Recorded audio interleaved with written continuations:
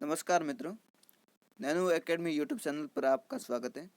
आज हम जो 10th की बुक है, ये राजस्थान का इतिहास एवं संस्कृति, इसमें दूसरा चैप्टर है राजस्थान के लोक देवता और लोक संत। ये दूसरा चैप्टर है राजस्थान के प्रमुख संत और लोक देवता, ये स्टार्ट करेंगे। इससे पहले हम कितने 8 वीडियो देख चुके हैं। जो पहले चैप्टर है उसके वो राजस्थान का इतिहास उसके चैप्टर थे, जिसमें सभ्यता वगैरह है, राजपूतों की उत्पत्ति, मेवाड़ का इतिहास, राठौड़ वंश, मारवाड़ और बीकानेर, सुवान और कस्बा, भाटी, यादव, जाट और परमार वंश और मराठों का राजस्थान प्रवेश। ये पहला चैप्टर 8 वीडियो में देखा था। अब 9वां वीडियो है, ये राजस्थान के प्रमुख संत और लोक देवता। तो वीडियो को लाइक, शेयर और सब्सक्राइब भी करना है और कमेंट भी करना है, क्योंकि जब आप लाइक और शेयर करते हैं, ज़्यादा व्यू आते हैं, तो हमें भी मोटिवेशन मिलता है कि अगला वीडियो उस गुणवत्ता के साथ लाए। लेकिन जब कम वीडियो लाइक आते हैं तो हमें भी लगता है कि या तो कंटेंट में कमी रही होगी या पढ़ाने में कमी रही होगी। यदि आपको लगता है कि इस पीपीटी में कुछ सुधार करना है तो आप कमेंट बॉक्स में सुझाव ज़रूर दें, यदि आपको ऐसा नहीं लग रहा है तो। और ऐसा लग रहा है तो लाइक, शेयर, सब्सक्राइब और कमेंट ज़रूर करें। अब वीडियो स्टार्ट करते हैं। ये एक पीटीआई पेपर 25 सितंबर 2022 को हुआ था पीटीआई का। उसमें पूछा गया था कि मयूर ध्वजगढ़ किसको कहते हैं। तो इसका उत्तर क्या है आपको कमेंट बॉक्स में ज़रूर लिखना है। और ये जो बिना सब्सक्राइब किए हुए जो भी हमारे स्टूडेंट है देख रहे हैं, तो उनसे निवेदन है कि चैनल को सब्सक्राइब कर ले। अब चैप्टर स्टार्ट करते हैं। राजस्थान के प्रमुख संत और लोक देवता। तो लोक देवता 13वीं सदी से राजस्थान में इस्लाम के प्रवेश एवं तुर्क आक्रमण हुआ था। उसके कारण राजस्थान के जनजीवन में एक नवीन परिवर्तन दृष्टिगोचर होता है। इस्लामी संस्कृति के प्रभावों तथा रूढ़िवाद और बाह्य आडंबर से उत्पन्न वातावरण में प्रबुद्ध मनुष्यों की चिंतन धारा मंदिरों और मूर्तियों की अपेक्षा ध्यान, मनन और नाम स्मरण की दिशा की ओर प्रवाहित होने लगी। इसी कालखंड में राजस्थान के कुछ ऐसे महान व्यक्तियों ने जन्म लिया जिन्होंने अपने आचरण व दृढ़ता से समाज को एक नई राह दिखाई। आमजन ने इनकी दिखाई राह का न केवल अनुसरण किया, वरन उसे देवता तुल्य मानते हुए इन्हें लोक देवता व लोक संत का दर्जा प्रदान किया। इस अध्याय में हम ऐसे ही कुछ महान व्यक्तियों का अध्ययन करेंगे। अब देखते हैं पहले गोगा जी। गोगा जी का नाम राजस्थान के पंच पीरों में बड़ी श्रद्धा के साथ लिया जाता है। जो पंच पीर है राजस्थान के पाबू जी, हड़बू जी, रामदेव जी, मियाँ जी मंगलिया और गोगा जी, ये पंच पीर है, उसमें गोगा जी का भी नाम है। तो ये दो है, पाबू, हड़बू, रामदेव, मंगलिया, मियाँ, 500 पीर पदार जो गोगा जी जय हाँ मतलब जहाँ पीर, ये गोगा जी का दूसरा नाम है। गोगा जी, इनके पिता का नाम जयवर और माता का नाम बासल था। इन्हें गोरखनाथ व महमूद गजनवी के समकालीन माना जाता है। तो किसके समकालीन माना जाता है? महमूद गजनवी और गोरखनाथ। गोगा जी अपने मौसेरे भाई अर्जन और सुजन के साथ संपत्ति के विवाद चल रहा था। जो अर्जन और सुजन थे, ये गोगा जी के मौसेरे भाई थे, इनके बीच विवाद था। अर्जन सुजन द्वारा मुसलमानों की फौज लाकर गोगा जी की गायों को घेर लेने के कारण इनका गोगा जी के साथ भीषण युद्ध हुआ। इसमें अर्जन सुजन के साथ गोगा जी भी वीर गति को प्राप्त हुए। तो गोगा जी किससे लड़ते हुए वीर गति को प्राप्त हुए? अर्जन और सुजन के साथ। किसके लिए? गायों के लिए। गोगा जी का जन्म स्थल ददरेवा शीर्षमेड़ी, यहाँ जन्म स्थल है, तथा इनकी समाधि स्थल धुरमेड़ी कहलाती है। जो समाधि स्थल है वो धुरमेड़ी और जन्म स्थल ददरेवा है वो शीर्षमेड़ी कहलाती है। गोगा जी की स्मृति में गोगा मेड़ी, जो हनुमानगढ़ में पड़ता है, एवं समस्त राजस्थान में भाद्रपद कृष्ण नवमी, जो गोगा नवमी के नाम से जानी जाती है, तब इनकी जो मेला लगता है गोगा जी की स्मृति में गोगा मेड़ी हनुमानगढ़ एवं समस्त राजस्थान में गोगा नवमी के रूप में मनाई जाती है। कौन सी? भाद्रपद कृष्ण नवमी। इस दिन गोगा जी की अश्वारोही भाला लिए योद्धा के प्रतीक के रूप में अथवा सर्प के प्रतीक के रूप में पूजा की जाती है। तो ये फोटो देखा था, अश्वारोही भाला लिए हुए या फिर सर्प के रूप में इनका पूजा की जाती है। इनका पत्थर पर उत्कीर्ण सर्प मूर्ति युक्त पूजा स्थल प्राय गाँवों में खेजड़ी के वर्ष के नीचे होता है। तो खेजड़ी का वर्ष होता है, उनके नीचे इनका पूजा स्थल होता है। मानते हैं कि गोगा जी को जाहीन पीर कहकर, किस नाम से, जाहीन पीर। तो ये भी कई एग्जाम पूछा गया। पूजने से सर्पदंश का विष प्रभावहीन हो जाता है। हिंदू नागराज तो मुस्लिम गोगा पीर के रूप में इनकी पूजा करते हैं। हिंदू नागराज और मुस्लिम गोगा पीर, यानी ये भी सांप्रदायिक सद्भावना के लोक देवता है। अब इनके क्वेश्चन देखते हैं। ये हाउसकीपर 2022, गोगा जी किसके समकालीन थे? तो हमने देखा था गोरखनाथ और महमूद गजनवी। गोगा जी की जन्मस्थली ददरेवा, जो शुरू में पड़ता है, ये ददरेवा शीर्षमेड़ी ऊपर ही दिया हुआ है। ये भी SI की एग्जाम हुई थी सितंबर 2022 में, उसमें पूछा गया था। गोगामेड़ी किस जिले में स्थित है? तो ये 2018 में पूछा गया था। तो ये इसमें जिला भी दिया हुआ था, हनुमानगढ़। गांव गांव खेजड़ी, गांव गांव गोगो, यानी जहाँ जहाँ खेजड़ी है वहाँ किस गोगो मतलब लोक देवता गोगा जी का मंदिर होता है। तो वो संत किस जिले में जन्मे थे? तो जिला हनुमानगढ़ है। ये पिटाई 2015 में पूछा गया था। गोगा जी का मेला किस तिथि को पड़ता है? तो यह तिथि दी हुई थी भाद्र कृष्ण नवमी, जो गोगा नवमी है उस दिन। ये 2019 में भी पूछा गया था। और गोगा नवमी की तिथि RS 2015 में पूछा गया था, वो तिथि सेम है। जहान पीर किस लोक देवता का नाम है? तो जैलपरी 2018 में पूछा गया था। गोगा जी का थान किस पेड़ के नीचे होता है? तो ये देखा था हमने, खेजड़ी के नीचे। ये लैब असिस्टेंट 2019 में पूछा गया था। तो इस तरह हम ये संकलन करते हैं पुराने प्रश्नों का। यदि आपको अच्छा लगे तो वीडियो को लाइक शेयर भी करना है और कमेंट में लिखना है कैसा लग रहा है। और यदि नहीं लिखे तो सुझाव ज़रूर दें, ताकि हम अगले वीडियो में सुधार करें, क्योंकि अभी तक वीडियो सब बाकी है। राजस्थान की कला संस्कृति का ये पहला वीडियो है। इससे पहले किए थे वो राजस्थान इतिहास के। तो अगले वीडियो में सुधार करें। अब देखते हैं तेजा जी। वीर तेजा का जन्म खरनाल, जो नागौर में है, खरनाल ग्राम के ताहरजी और राम कुमरी के यहाँ माघ शुक्ल चतुर्दशी को 1073 ईस्वी में हुआ था। जब तेजा जी अपनी पत्नी पेमल, इनकी पत्नी का नाम पेमल है, उनको लेने अपने ससुराल कौन सा है? पनेर गए हुए थे, तब उसी दिन मेर लोग, ये मेर जनजाति है, मेर लोग लासा गुजरी की गायें चुरा कर ले गए। गुजरी की प्रार्थना पर वे गायों को मुक्त कराने ही जा रहे थे कि रास्ता में इन्हें सुरसरा गांव है, इन्हें एक सर्प मिला। तेजाजी ने सर्प को डसने से रोकते हुए वचन दिया कि वे गायों को मुक्त कराने के बाद स्वयं उनके पास आएंगे। भीषण संघर्ष के बाद तेजाजी ने गायें मुक्त कराई, और परंतु अत्यधिक घायल होने पर वे अपने वचन के अनुसार वापस सर्प के पास गए। पूरे शरीर पर घाव होने के कारण इन्हें सर्प के डसने के लिए जीवा आगे कर दी। सर्पदंश के कारण सुरसरा, जो किशनगढ़ में है, वहाँ पर भाद्रपद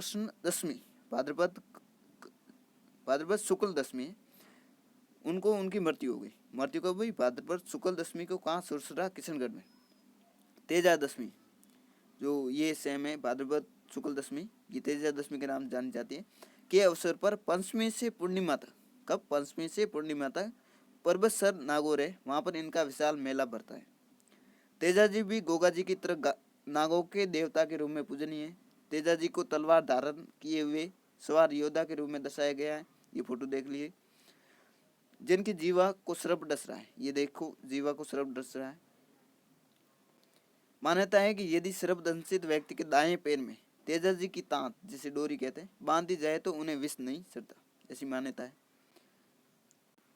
तेजाजी लोक देवताओं से संबंधित ये मान्यता व कथाएं अक्सर सत्य तो आवश्यक नहीं है। इनका मूल उद्देश्य इन कथाओं से जुड़ी शिक्षाओं यथा निर्बल की रक्षा, वचन का पालन आदि आमजन तक पहुंचाना रहा है। हो सकता है कि ये कथाएं इनकी सत्य नहीं हो, लेकिन इन कथाओं का उद्देश्य ये है कि निर्बल की रक्षा करनी चाहिए, वचन का पालन करना चाहिए। ये शिक्षाएं आमजन तक पहुंचना जरूरी। अब क्वेश्चन देखते हैं। लैब असिस्टेंट 2022 में होम साइंस का, ये जून में हुआ था, 23 जून। परमेश्वर का मेला है, ये किस लोक देवता की याद में पड़ता है? तेजाजी। जयन 2022 में पूछा गया था। तेजाजी से संबंधित कौन सा स्थान सुमेलित नहीं है? तो ये पनेर इसका ननिहाल दिया हुआ है, लेकिन यह स्पष्ट लिखा हुआ था, कहाँ पर था, ससुराल पनेर, यानी पनेर है इनका ससुराल है। तो ये संबंधित सुमेलित नहीं है, ये गलत है। तो जन्म स्थान खरनाल है, सुसुरा समाधि स्थल और परबसर इनका मेला लगता है। तेजा जी का जन्म स्थान परबसर है। पटवार 2021 और ऐसा ही पूछा गया था, तो यहाँ देख लेते हैं।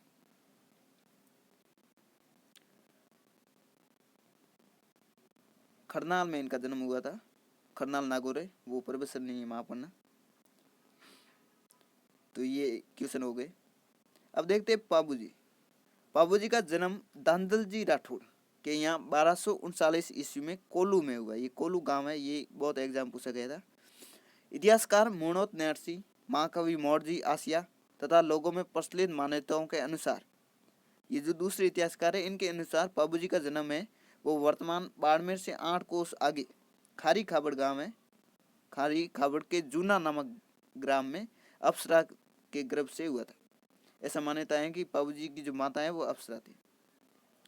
पाबूजी का विवाह अमरकोट के सूरजमल सोडा की पुत्री सोडी के साथ हुआ। कहाँ के? अमरकोट, वर्तमान पाकिस्तान में। उनके जो सूरजमल सोडा थे उनकी पुत्री सोडी के साथ हुआ। विवाह के मध्य ही उनके प्रतिद्वंदी बहन हुई, जायल जो नागौर है वहाँ के नरेश जिंदराव खींचिए। उन्होंने पूर्व वेर के कांड देवल सारणीय उनकी गायों को घेर लिया। देवल ने पाबूजी से गायों को छुड़ाने की प्रार्थना की। 3 फेरे लेने के पश्चात 4थे फेरे से पूर्वी देवल सारणी की केसर कालमी घोड़ी पर, ये केसर कालमी जो पाबूजी की घोड़ी का नाम है, पर सवार होकर गायों की रक्षार्थ रवाना हो गई। कड़े संघर्ष से 1217 ईस्वी में पाबूजी अनेक साथियों सहित वीर गति को प्राप्त हुए। वीरता, प्रतिज्ञा पालन, त्याग, शरणागत, वत्सलता और गोरक्षा हेतु बलिदान होने के कारण जनमानस इन्हें लोक देवता के रूप में पूजता है। इनका मुख्य पूजा स्थल कोलू जो फलोदी में पड़ता है वो है, जहाँ प्रतिवर्ष इसकी स्मृति में मेला लगता है। इनके प्रतीक चिन्ह हाथ में भाला लिए हुए अश्वारोही के रूप में प्रचलित है। जो गोगा जी है, तेजा जी है और पाबूजी तीनों ही अश्वारोही है, मतलब घोड़े पर सवार है, हाथ में भाला है, तो ये इनका प्रतीक चिन्ह है। तो हमने देखा कि इनके पिताजी के नाम दालजी राठौड़, जन्म कोलू में हुआ, और कुछ मान्यता है कि बाड़मेर में जो जूना ग्राम है वहाँ पर हुआ। इनकी जो ससुराल है अमरकोट में था। सूरजमल सोडा की जो पुत्री थी सोडी, ये इनकी पत्नी थी। जायल नागौर है, उनके जिंदराव खिंची के साथ इनका युद्ध हुआ। किसकी गायें थी? देवल सारणी की। घोड़ी का नाम केसर कालमी, और ये कोलू है, ये फलूदी में पड़ता है। वीर गति को पाबूजी कब प्राप्त हुए? 1217 ईस्वी। तो ये मुख्य पॉइंट है। पाबूजी को ऊँटों के देवता के रूप में पूजा जाता है। ये ऊँटों के देवता है, ये बहुत इंपॉर्टेंट चीज़ है। इसके लिए जो रेबारी जाति के लोग हैं ये भी पाबूजी को पूजते हैं। तो ये इम्पोर्टेंट है, कई एग्जाम पूछा गया है। मारवाड़ में सर्वप्रथम ऊँट लाने का श्रेय ही पाबूजी को है। ऊँटों के स्वस्थ होने पर भोपे भोपियों द्वारा पाबूजी की फड़ गाई जाती है। जो पाबूजी की फड़ है ये भोपे भोपियों द्वारा गाई जाती है। ग्रामीण जनमानस में इन्हें लक्ष्मण जी का अवतार माना जाता है। किसका अवतार? लक्ष्मण जी का। अब देखते हैं क्वेश्चन। ये 2022 में 3 एग्जामों में पूछा गया है कि कोलू गांव का संबंध किसके साथ है? तो ये पाबूजी के साथ है। ऊँटों के देवता, ये 2022 में वन रक्षण में पूछा गया, ये अभी हुई थी दिसंबर में एग्जाम, तो ये भी पाबूजी है। और वीडियो प्री और फर्स्ट और सेकंड दोनों शिफ्ट में पूछा गया था। पाबूजी को किसका अवतार माना जाता है? तो ये लक्ष्मण जी के अवतार माने जाते हैं। तो जो क्वेश्चन होते हैं वो सीधे इस बुक से ही उठाए जाते हैं। लगभग हमने 2 वीडियो पहले अपलोड किए थे वन रक्षक के, जो दिसंबर में एग्जाम हुए, उसमें देखा था लगभग 80% क्वेश्चन है राजधानी इतिहास और संस्कृति के, वो इस बुक से ही पूछे जा रहे हैं। अब देखते हैं देवनारायण जी बगड़ावत प्रमुख भोजा और सेठू गुर्जर के पुत्र थे। देवनारायण जी बगड़ावत थे, भोजा और सेठू गुर्जर है, इनके पुत्र थे। इनका जन्म 1243 ईस्वी में लगभग हुआ। इनके पिता इनके जन्म के पूर्वी विनायक के शासक है, उनसे संघर्ष में अपने 23 भाइयों सहित मारे गए थे। कितने भाइयों सहित? 23। विनायक शासक से इनकी रक्षा हेतु इनकी माँ सेठू है, इन्हें लेकर अपने पीर मालवा चली गई। जो इनकी माता जी थी इनको लेकर पीर चली गई। 10 वर्ष की अल्पायु में वह पिता की मृत्यु का बदला लेने राजस्थान की ओर लौट रहे थे तो मार्ग में धारा नगरी में जय सिंह देव परमार की पुत्री पीपल देव से उन्होंने विवाह किया। धारा नगरी वहां पर इनका ससुराल है। कुछ समय बाद वे बदला लेने हेतु बिनाय पहुंचे।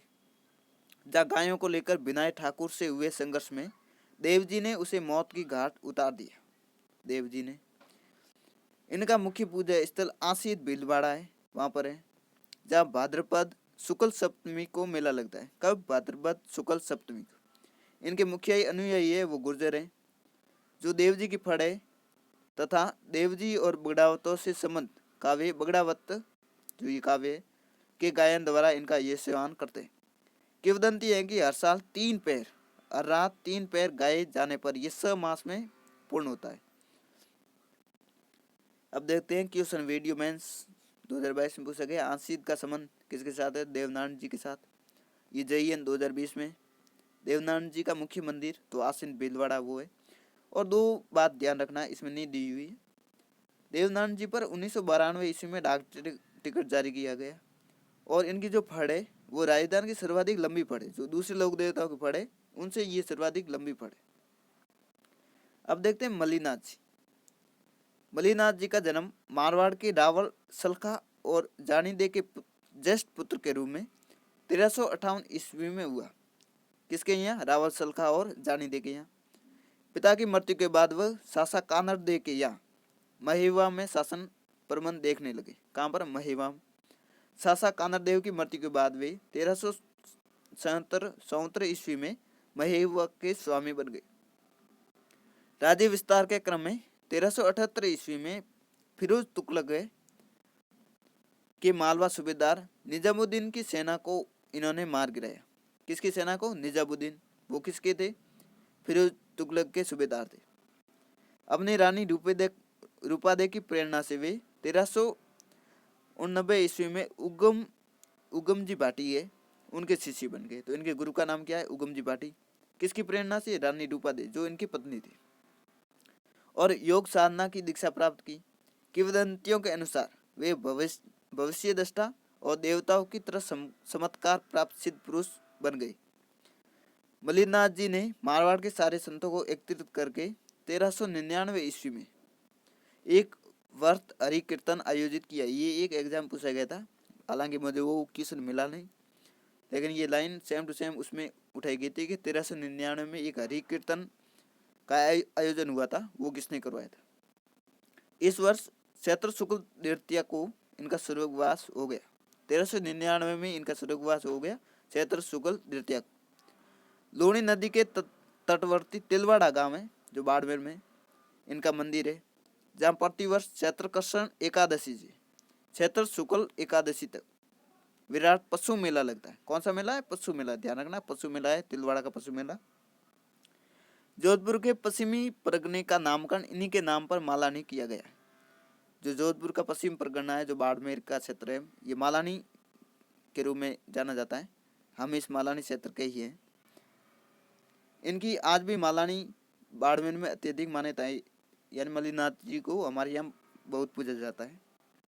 और मल्लीनाथ जी के एक वंश थे आलम जी, वो भी मालानी के लोक देवता है। उनका मुख्य मंदिर तो गुड़ा मालानी में मठ है, उनकी आलम जी का दोहरा है वो भी गुड़ा मालानी में। लेकिन जो बुक्स लिखते हैं उन्होंने उस मंदिर तो दोरिमना में भी है, लेकिन आलम जी का दोहरा है वो मूलतः गुड़ा मालानी में, लेकिन बुक्स में दोरिमना दर्शाया हुआ है, तो ध्यान रखना। अब क्वेश्चन देखते हैं, किस लोक देवता का मंदिर लूणी नदी के किनारे पर है? ये 12 नवंबर 2022 को वन रक्षण में पूछा गया था, तो वो मल्लीनाथ जी है। बाड़मेर जिले में तिलवाड़ा गांव में स्थित मंदिर किस लोक देवता से संबंधित है? तिलवाड़ा गांव का मंदिर तो ये मल्लीनाथ जी है। तो ये क्वेश्चन ऐसे पूछे जाते हैं। अब देखते हैं रामदेव जी। रामदेव जी तंवर वंश के थे। अजमाल जी और मैणादे के पुत्र थे। इनका जन्म बाड़मेर जिले के शिव तहसील के उंडू काश्मीर गांव है, उंडू काश्मीर, उसमें हुआ था इनका जन्म। इन्हें मल्लीनाथ जी के समकालीन माना जाता है। जो रामदेव जी है ये मल्लीनाथ जी के समकालीन थे। बालपन में ही इन्होंने पोखरण क्षेत्र मल्लिनाथ से प्राप्त करने के बाद भैरव नामक जो क्रूर व्यक्ति था उसका अंत करके अराजकता एवं आतंक खत्म किया। इन्होंने भैरव नामक एक क्रूर व्यक्ति था, तांत्रिक था, उसको मारकर अराजकता एवं आतंक खत्म किया। इनका विवाह अमरकोट के दलजी सोडा की पुत्री नेतल दे के साथ हुआ। ये भी इनका भी ससुराल अमरकोट में था। नेतल दे इनकी पत्नी का नाम है। अपने भतीजी को पोखरण दहेज में दे देने के कारण इन्होंने रामदेवरा गांव बसाया। इनकी भतीजी थी सुगना बाई, माफ करना सुगना नहीं लादसा बाई, उनको पोखरण दहेज में दे दिया था और इन्होंने रामदेवरा गांव बसाया। और वहीं 1458 ईस्वी में भाद्रपद शुक्ल एकादशी को जीवित समाधि ले ली। कब ली? 1458 ईस्वी भाद्रपद शुक्ल एकादशी को जीवित समाधि ली, जहाँ भाद्रपद शुक्ल द्वितीया को विशाल मेला लगता है। सांप्रदायिक सद्भावना इस मेले की मुख्य विशेषता है। तो ये रामदेव जी भी पश्चिमी राजस्थान में लोकप्रिय लोक देवता है। हिंदू श्री कृष्ण के अवतार के रूप में इनकी आराधना करते हैं, वही मुसलमान रामसा पीर के रूप में रामदेव जी को पूजते हैं। सामान्यतः गांवों में किसी वृक्ष के नीचे ऊंचे सबूतरे पर रामदेव जी के प्रतीक चिन्ह पगलिए स्थापित किए जाते हैं। पगलिए ये रामदेव जी से संबंधित है, यानी इनके जो पैरों के प्रतीक होते हैं, लकड़ी के हो या पत्थर के, उनको पूजते हैं। इनके स्थान है वो थान कहलाते हैं, जो इनके मंदिर होते हैं वो थान कहलाते हैं। रामदेव जी द्वारा कांवड़िया पंथ की स्थापना की गई। किस पंथ की? कांवड़िया। इस पंथ के अनुयायियों द्वारा रामदेव जी के मेले में 13 ताली नृत्य वो किया जाता है। रामदेव जी वीर होने के साथ साथ समाज सुधारक भी थे। इन्होंने जाति प्रथा, मूर्ति कला और तीर्थ यात्रा का विरोध किया। अब देखते हैं मेहाजी मंगलिया। मेहाजी मंगलिया वो राजस्थान के पंचपीरों में गिने जाते हैं। ये राव सुंडा के समकालीन थे। किसके समकालीन थे? राव सुंडा। इनका जन्म पवार क्षत्रिय परिवार में हुआ, किंतु पालन पोषण उसके ननियाल मांगलिया गोत्र में हुआ था। इनका ननियाल था वो मांगलिया गोत्र का था, इसलिए इनके नाम के पीछे मांगलिया जुड़ गए, लेकिन ये थे मूलतः पवार, इसलिए ये मेयाजी मांगलिया के नाम से प्रसिद्ध हुए। इनके स्वाभिमानी स्वभाव के कारण इनके अनेक शत्रु हो गए। अंत में जैसलमेर के राव राणंग देव भाटिये उनसे युद्ध करते हुए वीर गति को प्राप्त हुए। कौन? मेयाजी मांगलिया। वे अच्छे शकुन शास्त्री थे। तो ये लाइन ध्यान रखना कि कौन से लोक देवता थे, वो शकुन शास्त्री भी थे, तो वो मेयाजी मांगलिया। लोगों की सेवा सहायता करने एवं उन्हें संरक्षण देने के कारण वह लोक देवता के रूप में पूजे गए। बापणी है, वहाँ पर इनका मंदिर है। भाद्रपद कृष्ण अष्टमी को मेला लगता है। कब? भाद्रपद कृष्ण अष्टमी। कहाँ पर? बापणी में। अब रामदेव जी और मेयाजी मांगलिया के क्वेश्चन देखते हैं।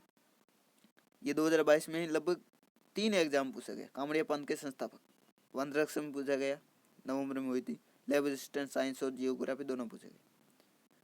ये जो जियोग्राफी में ये पूछा गया था कि राजा अजमल किसके पिता थे, तो वो रामदेव जी के पिता थे।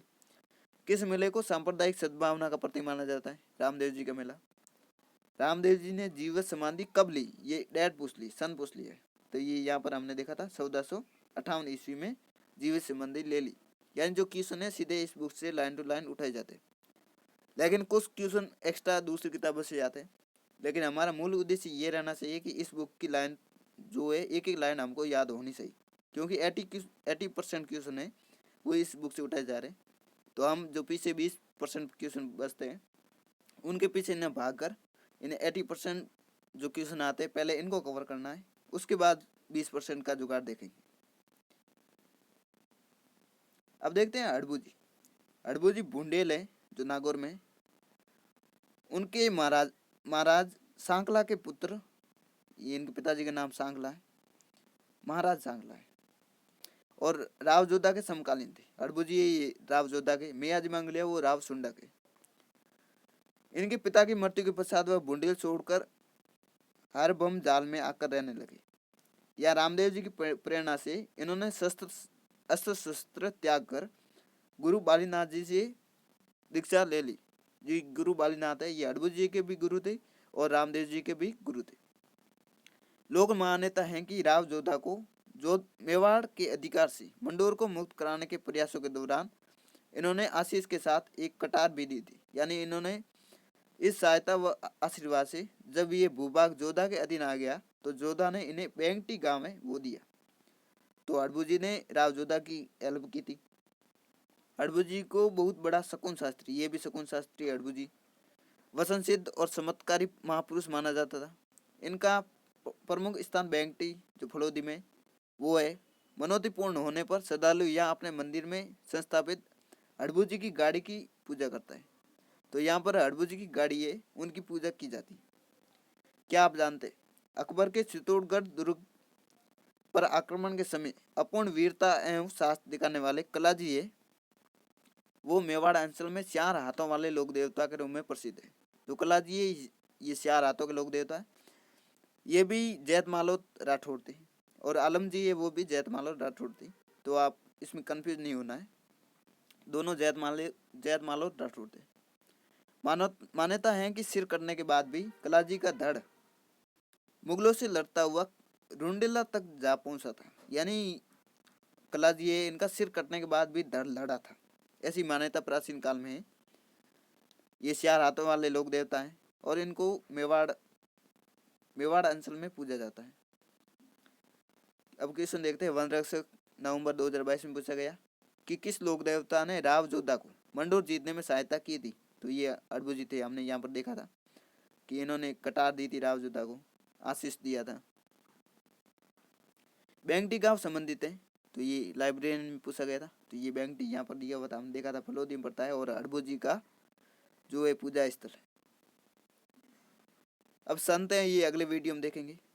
तो इस वीडियो में आपको यदि कुछ सुधार की आवश्यकता हो कि अगले वीडियो में ये सुधार करना है या कोई पीपीटी में चेंजेस करना है तो सुझाव जरूर दें, और वीडियो को लाइक शेयर भी करना है, कमेंट भी करना है और चैनल को सब्सक्राइब भी करना है।